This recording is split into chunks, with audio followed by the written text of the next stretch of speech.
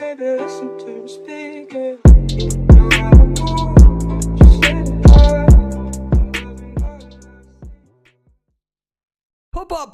Pop, persuadable. Yo, what's going on, boo-boos? Y'all beautiful. Hope that y'all been enjoying your time playing video games, wigging your chicken nuggets. Sometimes when I go golfing, I bring a extra pair of socks. Just in case I get a hole in one. I totally Googled that. Alright, so today we are going to do a Dead by Daylight mobile video.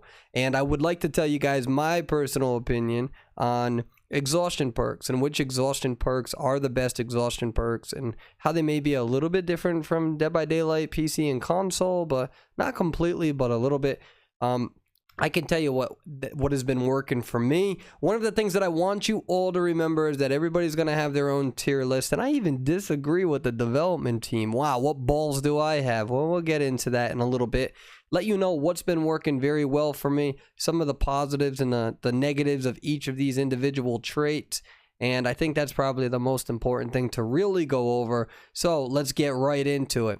We're going to start off with S tier first. These are the best perks in my opinion, and I also think that I'm going to hopefully do a decent job at rationalizing why each of these perks belong where they belong. And S tier essentially consists of two perks, and that would be Dead Hard and Sprint Burst. Now, the reason why I believe these two share a category is because the people who are using these, they're relatively equal across the board. Okay, now there's good arguments as to why each of them both have a weakness, because each of them actually do both have a weakness.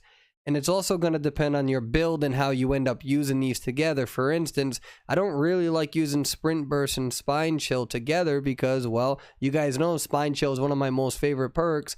Then I don't really need Sprint Burst because I'm always going to make sure that I'm in the proper position that I need to be. Whereas Sprint Burst without Spine Chill is very, very good, because if you don't know if you're going against a stealthy character, then if they sneak up on you, you at least have an escape route. So that's where we get into some of the positives and negatives of each one. Sprint Burst is really nice because it'll help you get into position. But if you're somebody who's already in position and you lose that Sprint Burst a little tiny bit, I mean, to a degree, depending on where you are, you can let the hunter catch up to you and then have an immediate burst and make them kind of lose a hit. I'd be worried about that tactic with dedicated servers. So Sprint Burst is very nice, and if you get really good at using Sprint Burst, you know how to really kind of slow it down a little bit where you stop moving at certain times to allow that exhaustion, okay, to deplete. And I have video footage of this on my YouTube where you see me use Sprint Burst. I kite somebody for a long time. I think it was that hillbilly. And I ultimately allow my Sprint Burst to regenerate again, and then I use it to take off. So that is a strategy. However, I really like to use Dead Hard. I like to use Dead Hard because I also like to use Sprint Burst. My problem with Spine Chill. My problem with Sprint Burst is that I don't always like using it in the beginning. All right, I don't like using my get out of jail for free card in the beginning, okay? Because I use Spine Chill a lot, so I don't feel Sprint Burst works for me as well. But Sprint Burst is a beautiful perk, especially if you get on the perk and somebody rescues, on the hook, and somebody rescues, and you have a killer that's relatively in the vicinity. Sprint Burst will allow you to get that initial boost to get the hell away from the hook. So there's a lot of potential with that. Same thing with Dead Hard to a degree, but that's really where Sprint Burst shines. So Sprint Burst has a lot of potential. I think on mobile, Sprint Burst has a little bit more difficulty using, unlike PC and console, because all we really have is that little reticle in the bottom left-hand corner, and the difference between running and walking depends on how much pressure you're moving upward with your thumb.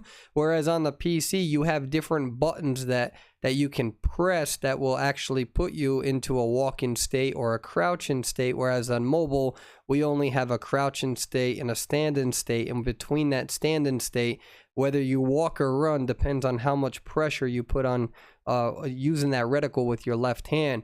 Now, the problem is that sometimes you're going to activate your Sprint Burst when you actually don't want to. You're trying to walk, but you activate it prematurely. And even though you can get really good at, trying to provide enough pressure to dictate when you use and don't use Sprint Burst, it's still a pain in the ass, even if you've been playing for 4 or 5 months like I have, all right? Now let's talk a little bit more about Dead Hard. Dead Hard used to be the golden standard. It is true that there is dedicated servers that can definitely screw you over using this perk. But what I can tell you is that as a rank 1 killer, whenever I go against a survivor with Dead Hard, especially if I don't think they have Dead Hard, it can really, really punish me in a way that Sprint Burst won't. All right. So Dead Hard is a really good perk that you can use in conjunction with other perks such as Resilience, where you can actually get a benefit from being injured, especially if the killer stops stun on you. I like Dead Hard because although it doesn't always work, I like knowing that I can use it to transition to another palette, and to a degree that requires experience from you and experience on transitional looping and your ability to get from one place to another and proper judgment. I think Dead Hard is a very good perk. I think that Sprint Burst has pros and cons, and I think that Dead Hard has pros and cons. I think that Dead Hard is actually harder to use, and a lot of people are turned off by it. I do low-key watch some other streamers who use it, and then they complain. And well, the reason why is because you didn't activate it correctly, or you didn't activate it on time, or you were too late. That's going to happen all the time. And it's one of those things that requires a lot of patience, a lot of skill, and sometimes you're just going to have to deal with that dedicated server. That is a real thing. So I think that Dead Hard and Sprint Burst belong in the same exact category. If somebody were to say Sprint Burst is better than Dead Hard, or Dead Hard is better than Sprint Burst, I think it's really a monotonous discussion. I think we can say they're both in the realm of good use, and that's where I feel comfortable leaving it. All right. Now let's get to A tier. Now in my opinion, I think that A tier would consist of Adrenaline. Now I know the development team has said that they recommend Adrenaline. I do not recommend Adrenaline ever as of now, and that's because the mobile market is completely different from the PC market. If this is the PC market, I would say yes, use Adrenaline, obviously. The problem is that we have a lot of killers that camp more. We have a lot of survivors who are getting used to the controls. We have a lot of survivors who don't have the perks that they want. And same thing with the killers to a degree. And we also have people who still haven't caught on to the red notification. So right now in the mobile market, solo queue is hell. And that's why when I go on my live feeds, I like to do solo queue because I like to carry. But if I can't convince the hunter to carry, or rather channel me for at least, or tunnel, for 2 or 3 minutes, a lot of my solo queues, they end up in losses. I essentially have to carry. I've also been playing for 5 or 6 months, and that's not always the case. Sometimes you have some really good teammates, but my point is that you just got to give time for the player base to catch up. So when you use Adrenaline, you're essentially saying, I have faith that my teammates can get all the gens done, and right now that's not happening. People don't have their optimal perks. Matchmaking system doesn't necessarily work on rank 1. I think Adrenaline is going to be a very good exhaustion perk later down the road. To a degree, I kind of wish that I put Adrenaline on B tier, to be honest with you. Just because, again, is it a great perk? Yes. But it is not really good to use in solo queue. It's more of a survivor with friends perk, and that's why I think that it belongs at A tier, because this isn't just a solo queue exclusive sort of thing. But most of the time, if you have a really good survivor with friends and you're stomping on the killer, it's not going to come of too much use for you anyways. I think Adrenaline's a great perk. I do. I just don't think that it's as good as what it will be in the next 5 or 6 months. I think it's too early to really utilize it. I think right now, again, a lot of people don't have all of their teachable perks. A lot of people are still leveling up their characters, getting used to the controls. The matchmaking system is awful. That'll be fixed eventually, I'm sure of it. And I know the matchmaking system on the PC isn't perfect either. I totally get that. But I can guarantee you, it is a lot harder for me to get rank 1 on the PC than what it is for me to be a rank 1 on mobile. The next one that I'm going to actually put here, this may surprise people, is Lithe. I actually don't think that Lithe is as bad as what people say it is. I think that a lot of people don't know how to use it correctly. The reason why Lithe is not S tier, so for those who don't know, Lithe is that speed boost when you vault something, okay? Now, the reason why it's not S tier is because there's plenty of areas where you can vault something like the walls, and you can loop in that area for a little bit. And when you use Lithe too soon, it's kind of like a sprint burst. If you use it too soon, it's not really valuable for you later. But again, Lithe is perfect for me if I'm using Spine Chill. I think a lot of people don't really have mastered down using Lithe correctly. There's a lot of good players out there who use Lithe correctly. I think life is all about positioning, and you really have to memorize the map, and you have to kind of have a good inclination of where you're going and how you can use it. Now, there's going to be some circumstances where you use life because you have to vault something, even though you could still loop in that area for a little bit longer, but it's still a great transitional asset for you to use. And at the end of the day, you can still use it pretty much virtually anywhere on the map. Same thing with Dead Hard, same thing with Sprint Burst.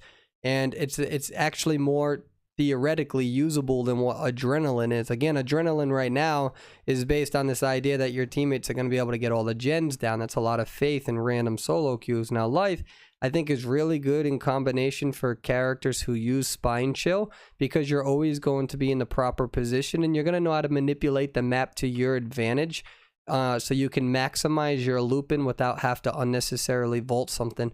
I also think that people should remember that the maps are relatively more static on the mobile version than what they are on the PC version, right? So on the PC version, you have a little bit more of that sort of random generation that happens on the maps. However, on mobile, they're relatively more static. So when you play enough, especially like all of us beta players, you pretty much know what every little tiny detail of every single map is, because there's less maps right now. So we had a lot of practice and a lot of time on each individual map as they're slowly being released. Whereas if you go to Dead by Daylight Mobile PC, you have all these maps. It's super hard for you to remember everything unless you're practicing in custom mode, right?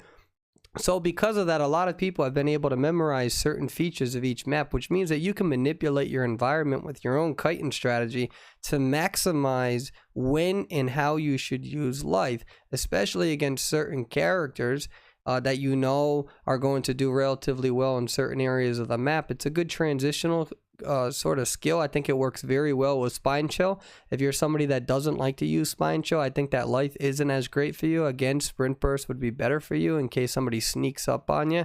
And that includes monitor and abuse characters, which we don't really see too much of that on Dead by Daylight Mobile. So I do think that life is A tier. And also, furthermore, with life, we have a lot of map adjustments eventually coming to the game. And it's going to be interesting to see how far they push some of these walls away from one another, which means that in an area where you normally could loop for a long time, it might mean that we can't loop as long because those walls are stretched further apart, which means that life actually may come more in handy then than what it is now. So I do think that life is an A tier. Next up, we have B tier. And I think B tier is going to really consist of Head On. Head On is, I understand that Head On has a lot of potential. It can be a very good perk. Head On essentially means that when you're in a locker for 3 seconds or whatever, you can charge out and then you can stun the killer. It's a great perk. Again, it's situational based on what's really happening around you. A lot of good killers will find a way to be able to bait that. And in order to really use it, you also have to use it with quick and quiet, usually, but not all the times. Sometimes you can use it without quick and quiet and just go in there and ping the hunter or killer. But if you do that, remember, a lot of killers, good killers, will try to anticipate that. And I think right now, Head On is better now than what it will be later, because a lot of mobile players are actually unfamiliar with Dead by Daylight and they're falling for it. Now, do I think that it has a lot of good potential? For sure. Do I think it's fun? Yes, absolutely. But against some of the best killers, this thing isn't really going to work all the time for you unless you start your kiting session with it. And although that would be a good stun that you can do for the meme and for the fun, again, it's not gonna help you unless you're using spine chill as well, so nobody gets to drop on you. Now, that's not always true. Everyone has different philosophies about spine chill, especially since a lot of hunters have notifications, and that's a very valid point as well. I do think Head On does belong here. I think there's a lot of lockers throughout the entire map, so it's pretty reliable to use in regards to at least finding a locker, but it's not always going to be applicable with what you're trying to do. But if you do want to use it, usually you got to do it quick and quiet, but again, not always. And I also, a balanced landing, we can either put that at B tier or C tier. It really just depends on how many tiers that we want. So really, I put balanced landing at the end here. Now, there's going to be people who swear by balanced landing, and that's perfectly fine. We can use the same argument that we did with life. The map is relatively static, so a lot of characters will know how to manipulate the environment to their advantage. so they can transition to an area where they can potentially use balanced landing. However, if your entire kiting method is based on balanced landing, then it can actually ruin your flexibility. Because if that's your main escape route, is trying to transition to a place that you can drop down from, it can get you into trouble, especially against good killers who are really difficult to try to juke and who are very difficult to mind game, okay? Can it be used correctly? For sure. Can it be super annoying? Absolutely. But again, on some maps, you have to be in the perfect spot at all times. Now, I do know that some survivors will say, well, that's up to the person to use it correctly and manipulate the environment. That's true, but I think that's more theoretical than reality, because whereas light can be used at any point on the map with all the windows, on the maps, there's usually only one area or two areas at most that you can drop from. Now, that's not true on all of the maps. I think right now, on the top of my head, there's only really one map maybe that you can't even use the perk on, because there's no, you can technically drop down from the balcony. Doesn't really work as well. I think it can be used correctly. Again, I just think that it's not the most reliable, especially late game. You really don't, especially if the generators are far from an area where you can drop down from. So I think balanced landing has a lot of potential, especially if you know how to use it correctly. But again, even for the best survivors, it's still going to be a situational perk. I would like to hear from you all. All right, doing these tier lists are never easy. I'm just telling you from my perspective as a rank 1 survivor, a beta player. A lot of you guys are beta players as well. A lot of you guys are rank 1 as well, right? So it doesn't matter. As this is just my pitch to let people know I'm not completely new to this game. And somebody who used to be rank 1 red ranks on PC, I would say that this is my comfortable area in regards to what I would consider to be my list. Again, unfortunately, with the exhaustion perks, we haven't separated this from solo queue to survivor with friends. Because if this was solo queue, I would not put adrenaline at A tier. I'd probably put that at B tier, to be perfectly honest with you. And I think that it would be a better perk in the next few months. But if you play with survivor with friends, then that's when adrenaline may be a lot more significantly better, because you know your teammates are going to do well. However, what I can tell you as a player is that when I go against a very, very good killer, dead hard is what really will help me. However, again, a lot of hunters, or killers rather, if they're really good, they'll know how to mind game you, and they'll wait for that dead hard to be activated. And you got to remember that if you're caught out in the wide open and you use a dead hard and you don't trigger the hunter to hit you, you would have been dead in any other situation most likely anyways, because your sprint burst has already been activated. Life ain't going to work for you. And so I feel like that's where a lot of that discussions come from. Now, is dead hard as good as what it used to be? Well, that's when we get into the discussion of the dedicated servers. But this would be my tier list for now. Maybe I'll change it, but I would really like you guys to share your opinions. This is what works for me. You guys check me out on live feed all the time on Twitch. I pretty much spank the killers as much as I can, and to do that, I usually prefer using sprint burst and dead hard, especially in solo queue. Thank you very much for watching, ladies and gentlemen. I truly appreciate it, and I'm looking forward to hearing what your opinions are. Thank you so much. Bye-bye now.